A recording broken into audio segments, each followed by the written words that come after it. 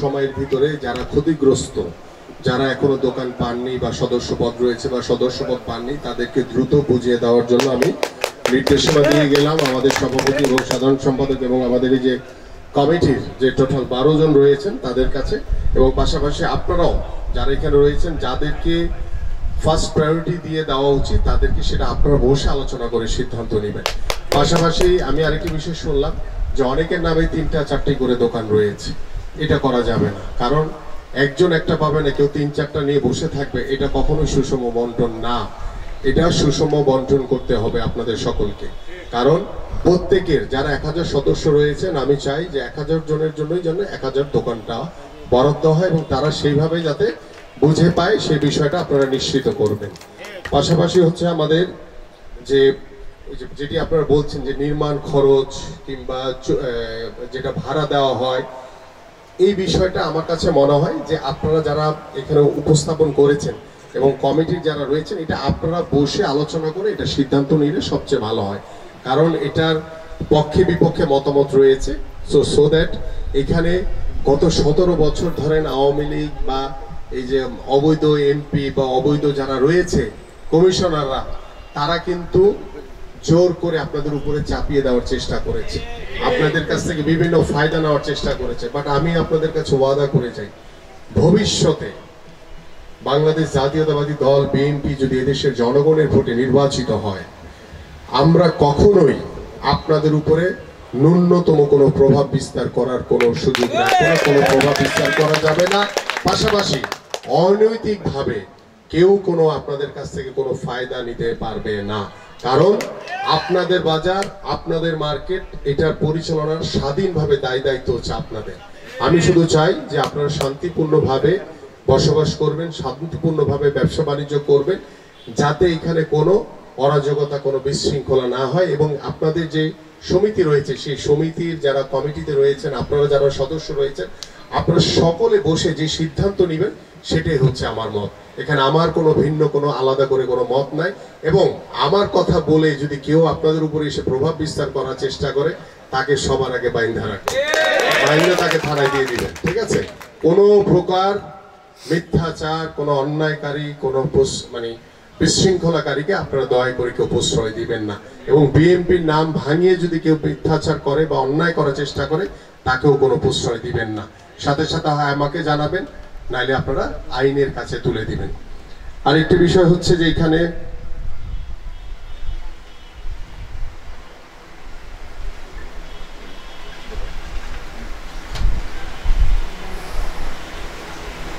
আমাদের কিছু বিষয় আছে, আইনগত যে বিষয় রয়েছে সমবায়ের, সেই সমবায়ের বিষয়গুলি সেটা আপনারা আলোচনা করে কিভাবে সমাধান করা যায় সেটাও আপনাদের দায়িত্ব। সেটার জন্য আপনারা একজন লয়ার নিয়োগ করতে পারেন।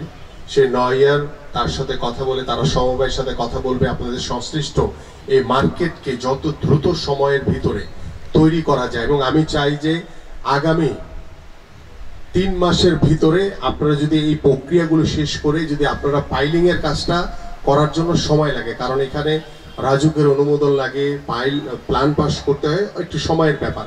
বাট আমি যে কথাটি বলেছি যে আপনারা ডেভেলপারকে দিয়ে করাবেন নাকি নিজেরা করবেন, সেই সিদ্ধান্তটা যদি আপনারা নিজেরা করেন তাহলে তো আলহামদুলিল্লাহ, তাহলে তো আমাদের ডেভেলপারের দরকার নেই, কারণ আপনাদের দোকানের মালিক আপনারাই হবেন, ওই ডেভেলপারকে কেন অংশ দিতে যাবেন আপনারা, তাই না? আপনাদের সম্পদ আপনারাই রাখবেন।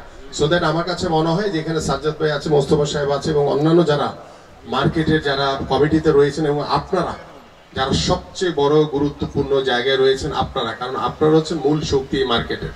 আপনারা চাইলেই তারা সভাপতি থাকতে পারবে, সেক্রেটারি থাকতে পারবে, আপনারা না চাইলে তারা কেউই থাকতে পারবে না। তো সেই জায়গা থেকে আমি বিশ্বাস করি যে আপনারা সকলেই একতাবদ্ধ হয়ে থাকবেন, ঐক্যমত পোষণ করবেন। আমি যে বিষয়গুলি উল্লেখ করে গেলাম যে আওয়ামী লীগের যারা দোষর বা যাদের রয়েছে তাদেরগুলি বাতিল করে, যারা ক্ষতিগ্রস্ত তাদেরকে বুঝিয়ে দিবেন। এবং 1000 যে সদস্য রয়েছে, আমার কাছে মনে হয়েছে কথা শুনে যে 1000 সদস্য কিন্তু অনেক, এর উপরে আর বাড়ানোর কোনো সুযোগ আছে বলে আমার কাছে মনে হয় না।